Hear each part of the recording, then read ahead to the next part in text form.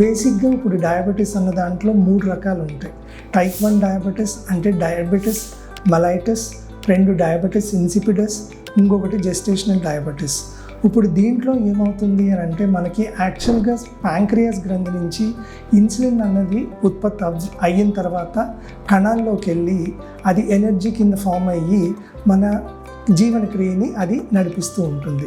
First దాంట్లో మనకి diabetes ఇన్సిపిడిస్లో ఏమవుతుంది అంటే ప్యాంక్రియాస్ నుంచి మనకి ఇన్సులిన్ అన్నది ఉత్పత్తి కాకపోవటం వల్ల ఇది ఇన్సులిన్ డిపెండెంట్ డయాబెటీస్ అని అంటాం. అప్పుడు మనము యూజువల్గా ఇన్సులిన్ ఇంజెక్షన్ ద్వారా శరీరానికి మనం ఇన్సులిన్ అందిస్తూ ఉంటాం. రెండోది, ఇక్కడ ఇన్సులిన్ ఉత్పత్తి అవుతుంది ప్యాంక్రియాస్ నుంచి, కానీ శరీరానికి సరిపోదు, లేకపోతే సెల్స్ తీసుకోవట్లేదు. అప్పుడు మనం ట్యాబ్లెట్ రూపాన్నైనా మనము శరీరానికి మెట్ఫార్మిన్ అంటే ఇంగ్లీష్ మెడిసిన్స్ ద్వారా మనం సపోర్ట్ చేస్తూ ఉంటాం.